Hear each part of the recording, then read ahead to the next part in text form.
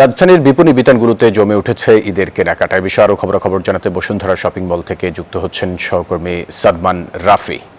ঈদের আর 10 থেকে 11 দিন বাকি, এই মুহূর্তে কেনাকাটা কেমন দেখছেন, ভিড় কেমন দেখছেন মার্কেটগুলোতে? ফয়সাল, এই মুহূর্তে আমি রয়েছি রাজধানীর সর্ববৃহৎ শপিং কমপ্লেক্স বসুন্ধরা শপিং কমপ্লেক্সে এবং আপনি যেমনটি দেখতে পাচ্ছেন যে আমার আশেপাশে কিন্তু ব্যাপক মানুষের উপস্থিতি লক্ষ্য করতে পারছেন, কারণ আসন্ন ঈদ উল ফিতর উপলক্ষে কিন্তু তারা তাদের কাঙ্ক্ষিত ড্রেসটি কিনতে এই বসুন্ধরা শপিং কমপ্লেক্সে ছুটে এসেছে। এবং আমরা ক্রেতাদের সাথে কথা বলেছি, তারা কিন্তু জানিয়েছে যে এই এক ছাদের নিচেই কিন্তু আসলে সব কিছু পাওয়া যাচ্ছে, যেই কারণেই তারা এখানে আসলে ছুটে আসছে তাদের কাঙ্ক্ষিত ঈদ ড্রেসটি কিনতে। এবং আমরা যদি এবার ড্রেসের কথা বলি, এবং ড্রেসেও কিন্তু বেশ ভিন্নতা এসেছে যদি মেয়েদের কথায় যাই, এবং সেখানে কিন্তু তারা সুতি ধরনের কাপড় কিন্তু আসলে বেছে নিচ্ছে। এছাড়া যদি নিরাপত্তার কথা বলি, এবার বসুন্ধরা শপিং কমপ্লেক্স কিন্তু বেশ নিরাপত্তা জোরদার করেছে।